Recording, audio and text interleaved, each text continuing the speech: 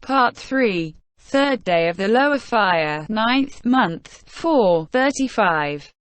His destination was a drawing hall which occupied an entire floor of the tower.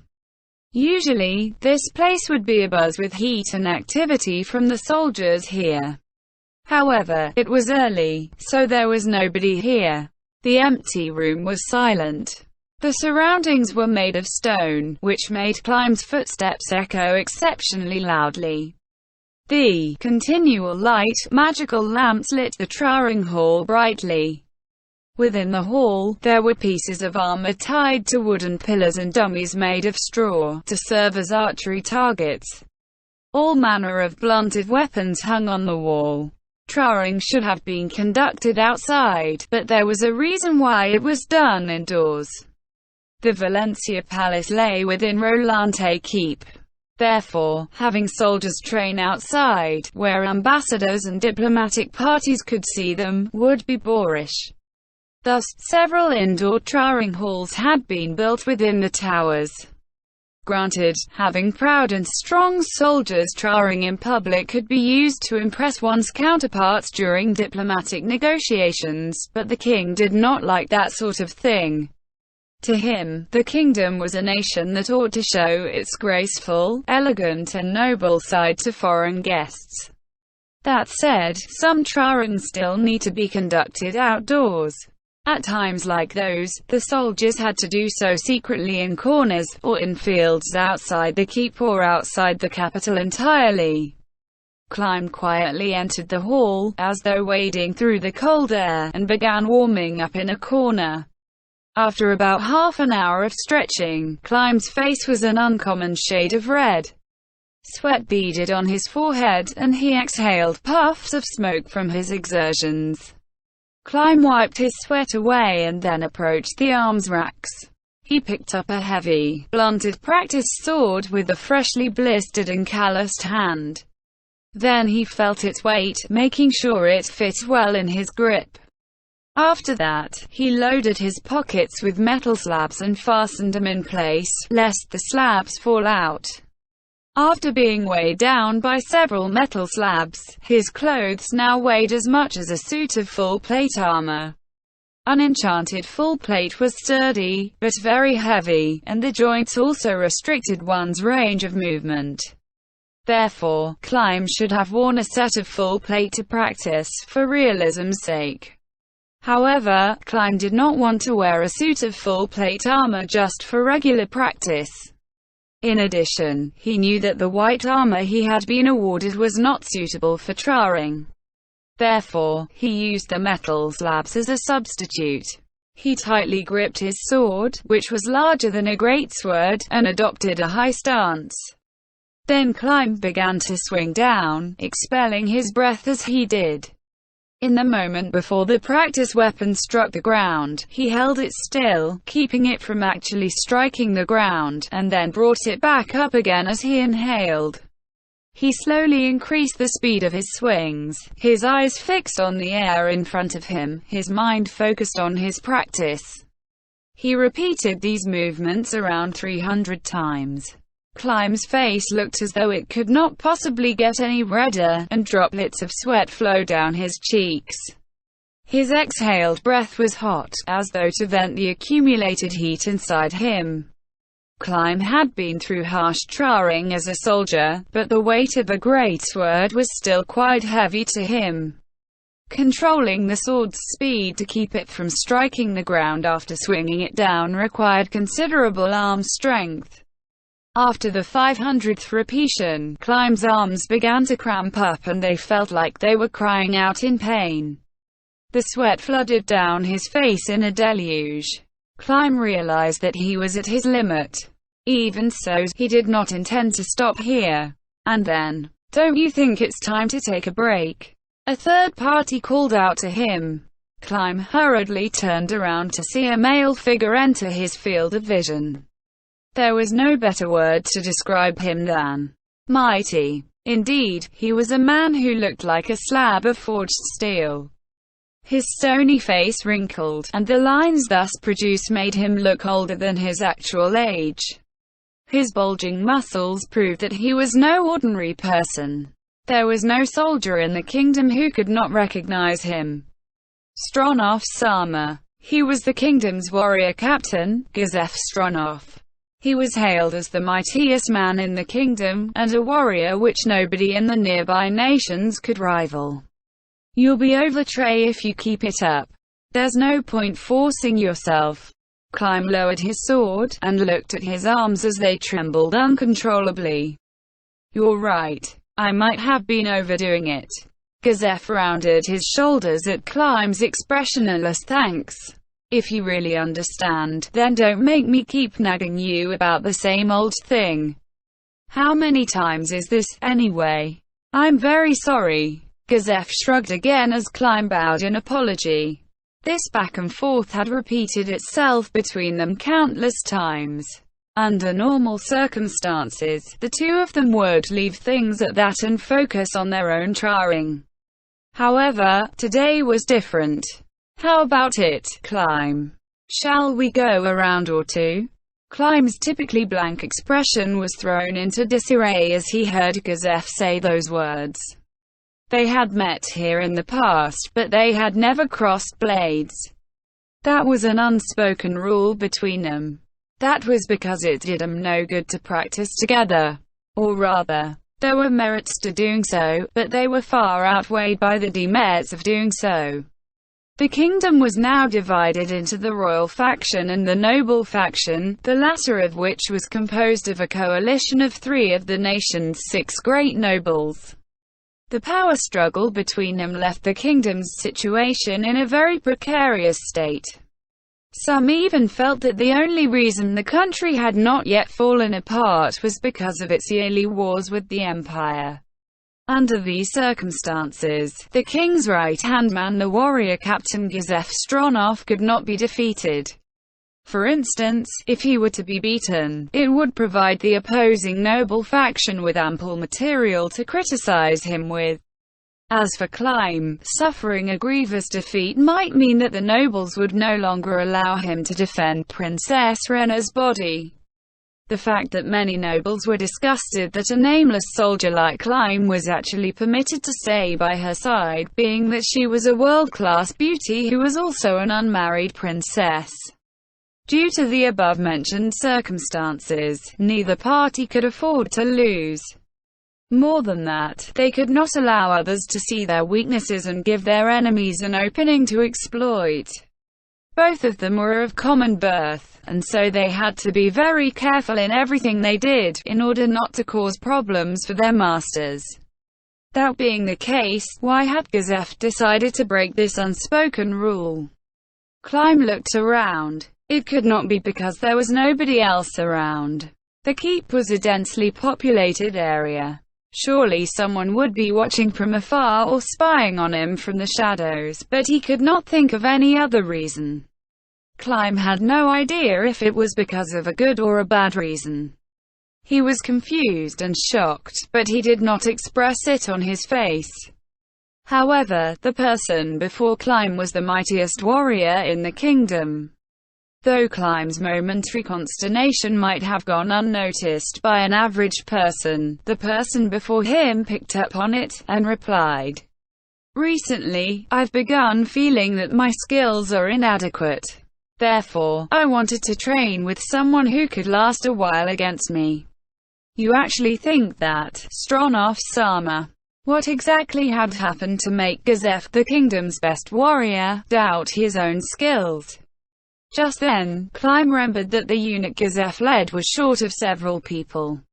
Climb had no kin, and so he had only heard the rumors in the mess hall. Apparently, the unit had been involved in a certain incident and had lost several people. Indeed, if not for a certain compassionate magic caster who aided me against the foe, I might not be standing here today. Climb could no longer maintain his iron mask when he heard this. Indeed, there was nobody who would not be surprised to hear those words. Unable to restrain his curiosity, he asked, "What sort of person was that compassionate magic caster?" "He called himself Ainzu or Gown. By my reckoning, he ought to be on par with that monster of a mage from the Empire. Climb had never heard that name before. Climb worshipped heroes, and he had a secret passion for heroic sagas. His interest even crossed racial boundaries. In addition, he hungrily devoured any adventurer stories that he had come across in the neighboring countries. However, he had no memory of the person whom Gazef had mentioned. Of course, he might have been using an alias. That, AEM. Climb tamped down his curiosity. How could I ask him excitedly about an incident where he lost his men? That'd be terribly rude. I shall remember the name of that great person. Then, is it really alright for me to train with you? Well, it's hardly trying, just crossing blades once or twice. Whether or not you learn anything from it is all up to you. After all, you're a first-rate warrior among the kingdom's soldiers. I feel more motivated when I train with you. This was high praise, but Climb could only take it as standard courtesy. It was not that Climb was very strong, but that the standards by which he was judged were too low. The average Royal Army soldier was little better than the average man, and far weaker than the Imperial Army's professional knights. Virtually none of them were famed for their martial skill throughout the surrounding nations like Gazef was. While Gazef's direct subordinates were excellent soldiers, they were still a notch beneath Climb. Among the adventurers' rankings of copper, iron, silver, gold, platinum, mithril, orichalcum and adamantite, Climb himself would be gold-ranked at best. He was not weak, but there were many others who were stronger than himself. Could a bit player like himself really motivate Gazef, who was adamantite ranked in adventurer terms? Climb chased away those weak-minded thoughts of his. Having the kingdom's strongest man train with him was a rare opportunity. He would not regret it, even if Gazef ended up disappointed by the end of their session. Then, I pray, you will exchange a few blows with me. Gazef smiled thinly, and bowed. The two of them went for the weapons cabinet and picked out weapons suited for themselves. Gazef selected a bastard sword, while Climb selected a small shield and a broadsword. After that, Climb removed the metal slabs from his pockets. It would be terribly disrespectful to wear them while fighting someone stronger than himself. In addition, he had to give this battle his all, otherwise he would not be able to grow. His foe was the mightiest warrior in the kingdom. He had to focus all his energies and experience the power of mighty wall before him with all his strength. After Climb was ready, Gazef asked, "Are your arms all right? Are they still stiff?" "Yes, they're fine. They're still a little hot, but it doesn't affect my grip or anything." Climb waved his arms. Gazef saw his movements and nodded, knowing that he was not lying. "Is that so? Though in a sense, it's a bit of a shame. In actual combat, it's very rare that one will be able to fight in tip-top condition. If your grip is affected, you'll need to think of a way to fight that compensates for it. Have you learned anything like that?" No, I haven't. Would you like me to swing again?" No, there's no need to go that far. I'm just saying, you'll need to protect Her Highness at all times. You should practice fighting styles which can be used when you're attacked where swords can't be borne, or perhaps practice using various forms of weapons in battle. It won't hurt. Yes. Swords, shields, spears, axes, daggers, gauntlets, bows, clubs and thrown weapons. The use of these weapons are known as the 9 arts, and they are the foundation of all armed combat. However, if you try and learn too much, you'll end up spreading yourself too thin. I'd suggest picking 2 or 3 and trying with them. Alright, I've babbled enough. Please don't say that, Stronov-sama. Thank you for the lecture. Gazef grinned, and waved away Climb's thanks. Then, let's start once you're ready.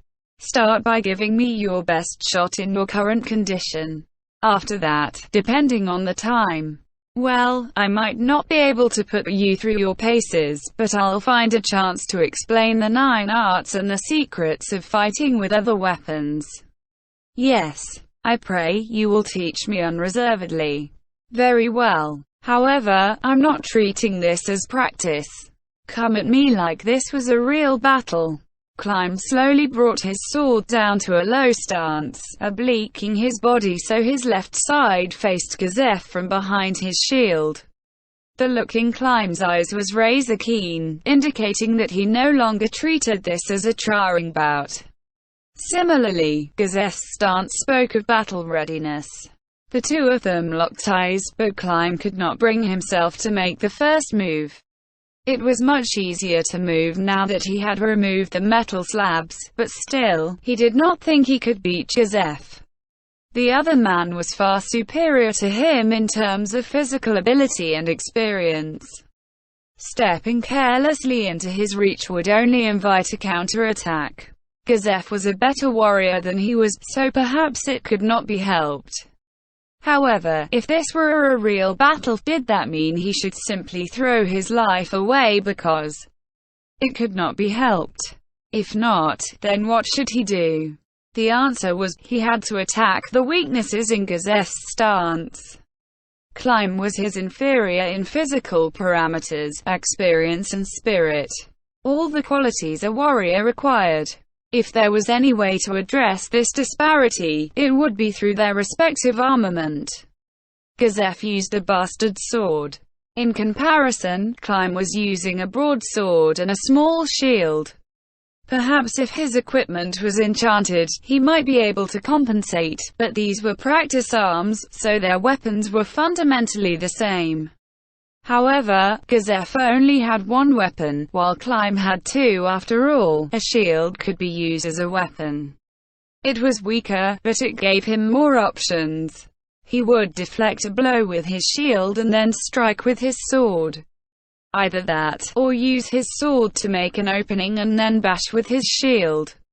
Climb decided on his strategy, which was to take advantage of opportunities to riposte. Then, he carefully studied Gazef's movements. After several seconds, Gazef chuckled. Not coming. Then, maybe I should go to you. Are you ready? Gazef raised his sword in a casual manner. He lowered his stance, gathering strength like a coiling spring. Climb too began suffusing his body with might, ready to deflect any attack which might come. Then, Gazef stepped forward, swinging his sword at the shield. So fast, Climb immediately abandoned the idea of deflecting that blow. He turned all his energies to defense, in order to endure that hit. And in the next moment a startling impact exploded on his shield. So mighty was the blow that Climb wondered if the shield had splintered. It had been so strong that Climb's shield hand had gone numb. There was no way to avoid it without using his body's entire strength. To think I actually wanted to deflect it. What kind of timing would you need to exploit a weakness in that technique? At the very least, I need to endure that blow. Climb grunted at his naivete, and then another impact blossomed on his gut. Gawar. Climb's body flew through the air. His back thumped heavily on the stone floor, knocking the wind out of him. When he looked at Gazef, he immediately realized what had happened to him. Gazef was retracting the leg which had sent Climb flying with a vicious kick. You focused on my hands because I was only holding a sword. That's not good. You might end up taking a kick like just now. While I aimed for your belly just now, I should have been aiming for somewhere with thinner protection, like trying to break the kneecaps or something. Also, even with a cup, being kicked in the groin with a metal boot might break something if you're unlucky. No. You need to keep an eye on your opponent's entire body and study his every move. Yes. Climb slowly rose to his feet, gritting his teeth against the throbbing pain coming from his belly. Gazef was the kingdom's mightiest warrior, and his physical strength matched his reputation. If Gazef had been serious, he could have easily broken Climb's ribs through his chain shirt or otherwise left him unable to fight. The fact that Climb had not suffered such a fate was probably because Gazef had not been fighting in earnest. Instead, he had merely picked out a target with his foot and then applied a bit of force, so all he had done was send Climb flying. So it was Traring after all. Thank you very much. As he savored the taste of being personally tutored by the greatest warrior in the kingdom, Climb raised his sword again, his heart brimming with gratitude. This was a priceless period of time. He had to be careful not to let it run out too soon. Climb covered himself up with his shield again. He inched towards Gazef, who studied Climb in silence. If this kept up, he would only make the same old mistakes again. As Climb closed in, he was forced to reconsider his tactics. Gazef placidly awaited his oncoming foe, a look of fearsome calm on his face. It would seem Climb could not force Gazef to use the full measure of his abilities. However, agonizing over that fact would be a form of arrogance. Climb was nearing his limit. Though he woke early to practice every day, his rate of growth was slower than an old cow ambling down the road. He had made far too little progress ever since he had started learning the sword.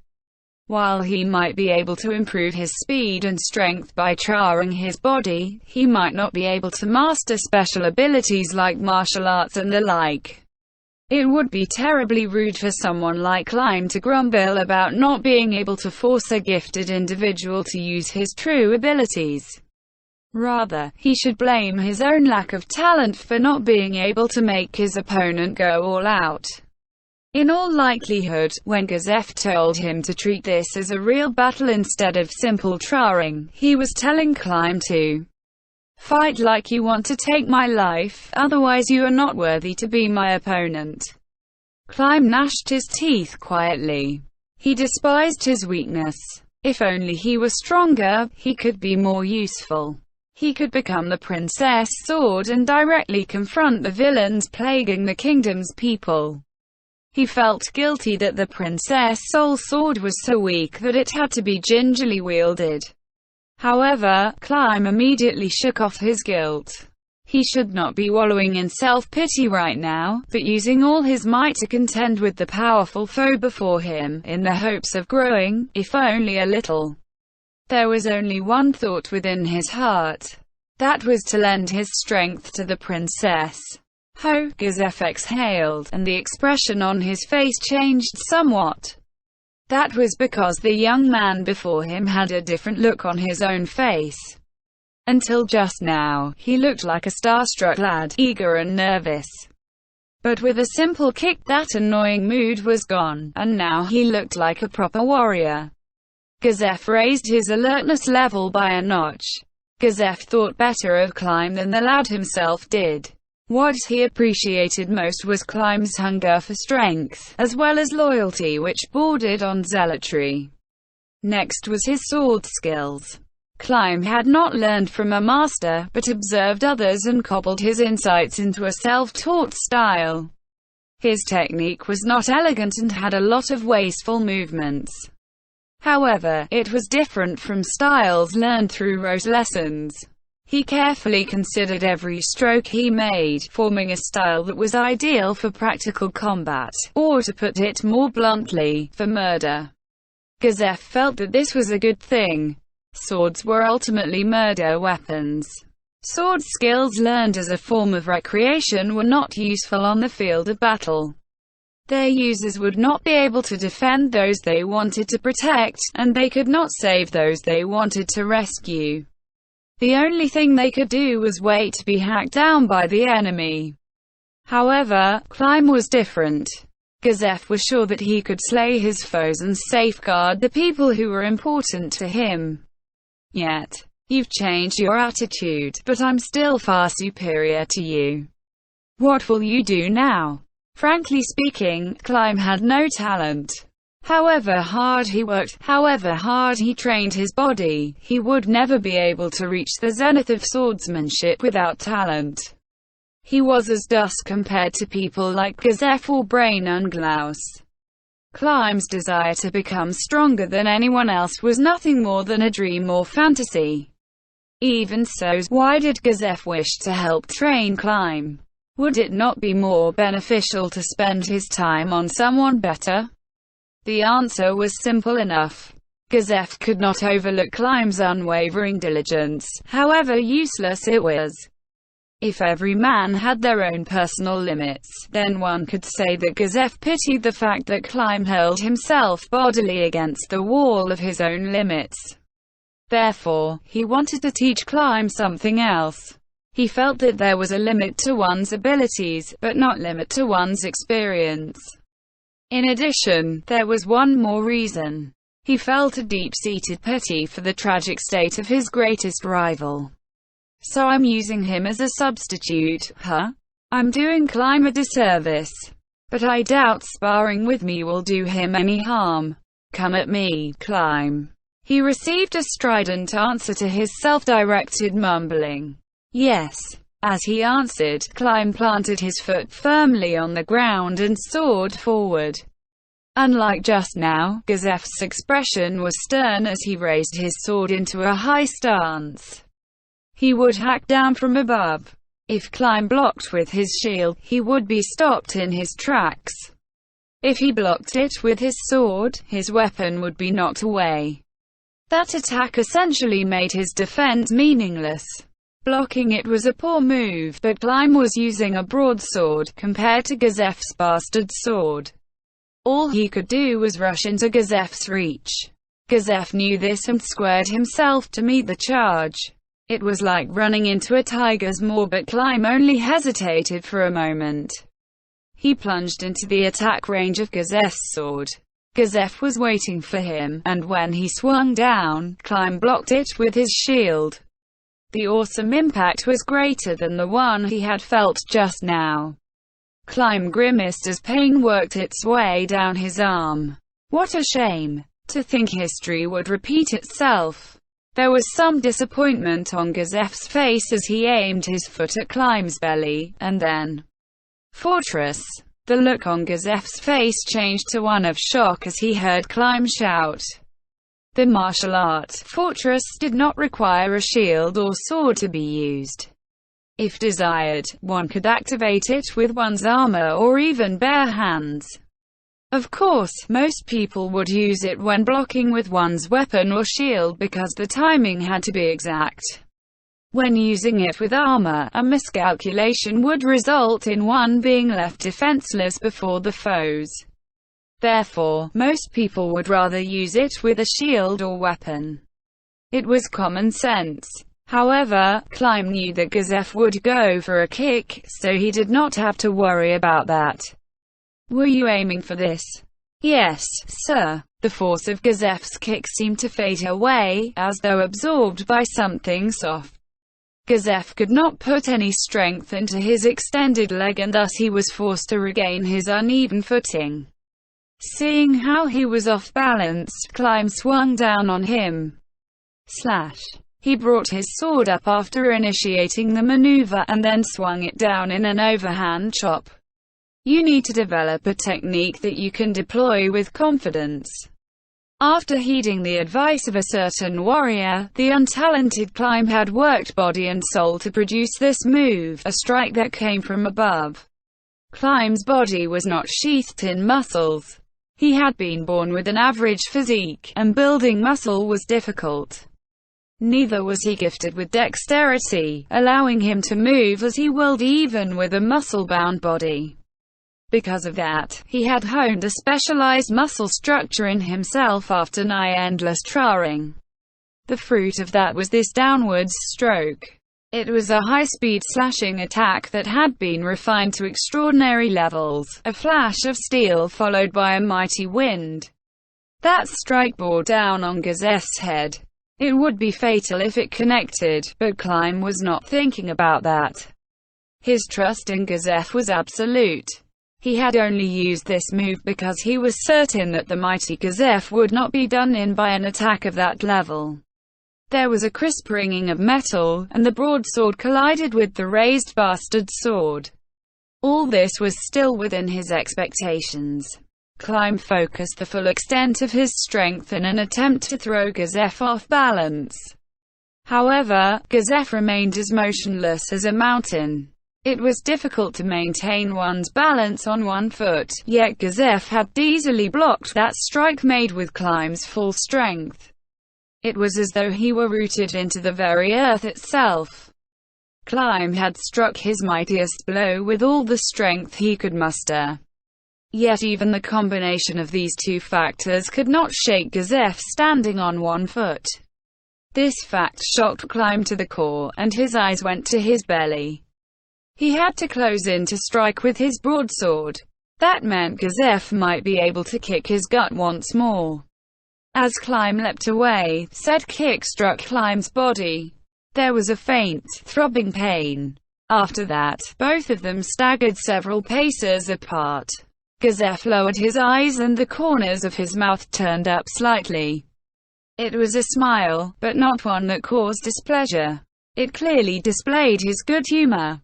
Climb was a little uncomfortable in the face of that smile, which was like a father watching his son grow. Very well done. Therefore, I shall get a little serious now. Gazef's face changed. A thrill of terror ran through Climb's body.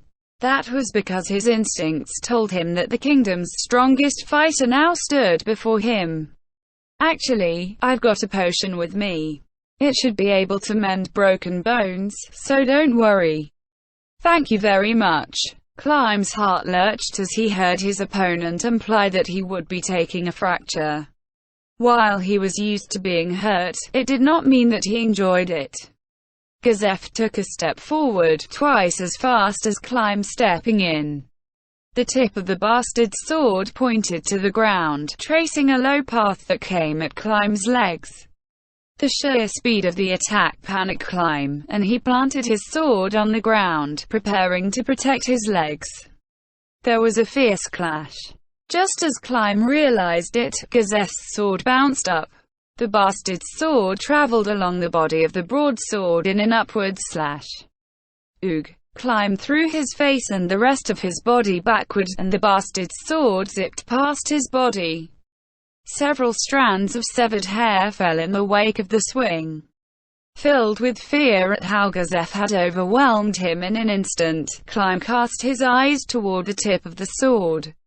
Then, to his horror, he saw the bastard sword suddenly halt, and then turn. His body was moving before his mind could think. As though driven by a basic survival instinct, he stuck out his small shield, which collided with the bastard's sword and produced a ringing sound of metal. And then, there was a surge of pain, and then Climb was sent flying across the room. He struck the ground rolling, and the impact jarred his sword loose from his grip. It would seem the bastard's sword had immediately changed direction into a horizontal sweep after bouncing off the shield, and it had savagely struck Climb's side, which he had left exposed. Flow from move to move. Do not think of attack and defense as separate things. WashOurWorldAudio.com. Every movement must be made in order to launch the next attack. Think of your defense as a way of setting up an attack. Climb picked up his fallen sword and grabbed at his waist as he struggled to his feet.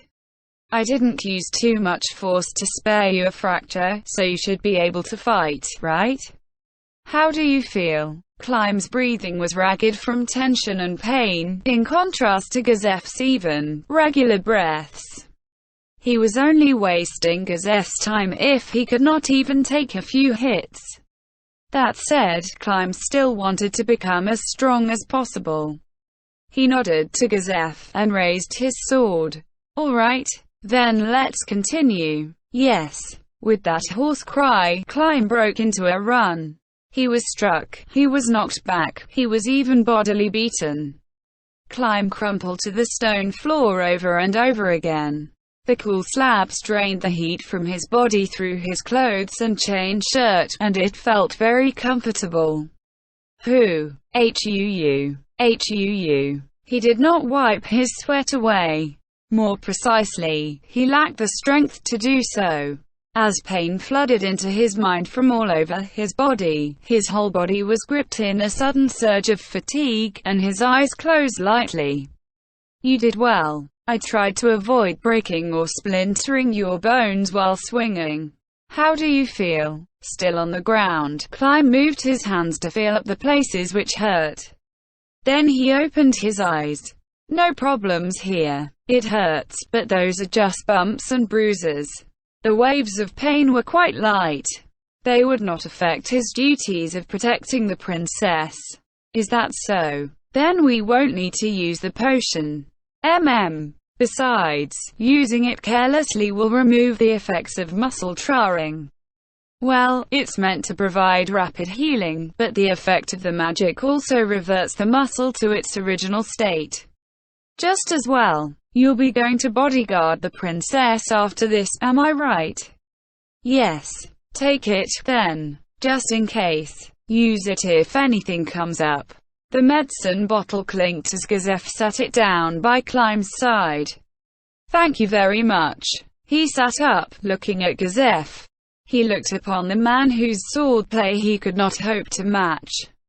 The unscathed man found it strange, and asked, "What's wrong?" "It's nothing. I just thought you're really amazing." Gazef's forehead was devoid of sweat. His breathing was calm and regular.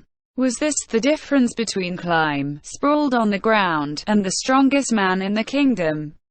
Klein sighed, but he was satisfied with this outcome. Gazef, on the other hand, seemed to be grinning. Really now? Well, why? If you want to ask why I'm so strong, I can't rightfully give you an answer. Basically, I was talented. Incidentally, I learned how to fight as a mercenary. The nobles call my habit of kicking people crude, but I learned it during that time too. There was no secret to becoming strong. Gazef concluded. Klein had thought that repeating the same practice over and over would eventually make him a little stronger, but that had been rejected in an instant. In that sense, you're quite suited for my style of fighting with fists and feet, Klein. Is that so? Oh yes. You haven't been trained as a swordsman or a soldier, but that has its good points too. Once one picks up a sword, it's only natural to focus on using it. But I don't think that's a good thing. I feel that the sword should only be an attack method, alongside punching and kicking and so on. That's a practical fighting style. Or a dirty, an adventurer's fighting style. Klein's face was no longer its usual blank slate. There was a smile there now. To think the mightiest man in the kingdom would actually praise his haphazard, slapdash sword skills. He was delighted that his swordsmanship, which the aristocrats scorned, had received such accolades. All right, we'll stop tarring here. I should go. I need to meet the king in time for his breakfast. Don't you need to hurry to the princess' side? No, because the princess has a guest today. A guest? Which noble is that? To think that princess would have a caller. Gazef was quite surprised, and then Klein answered. Yes, Aindra-sama. Aindra. Oh, which Aindra is it? From Blue? Or is it Red? That would be Aindra-sama of Blue Rose. Gazef sighed in visible relief. I see. So that was it. So if her friends come, that means... Gazef had guessed that Rena had barred Klein from her side because she had a friend over, but the truth was that Klein had gently refused the invitation. While he and the princess had a relationship where they did not need to quibble about trivialities. Even Gazef would frown in disapproval if he learned that Klein had refused the invitation of a member of the royal household. Therefore, he did not state the truth, but let Gazef draw his own conclusions. Klein had met Aindra through Rena, and Aindra thought well of him. Surely she would not reject Klein like the other nobles if he were to join them at a dinner party. However, Klein had considered that his mistress Renner had almost no friends of the same sex, and he felt that if he, as a man, were not around, the two ladies would be able to speak about personal things they could not normally utter. Thank you very much for today, Gazef-sama. Please don't stand on ceremony. I had a good time too. If it pleases you, could I ask for your guidance again, like today? Gazef could not answer for a moment. Climb saw his reaction and began to apologize, but Gazef spoke first. That's fine. As long as there's nobody else around, of course. Climb keenly understood Gazef's reluctance, and so he did not say much. He forced his sore aching body to his feet and spoke his heartfelt feelings. Thank you very much. Gazef waved back grandly, and strode forth. Then please tidy up here. It would be terrible if I could not meet the king for his morning meal. Oh yes, that downward slash of yours was pretty good. However, you need to think about what comes after that. Consider what you do if your strike was dodged or blocked. Yes,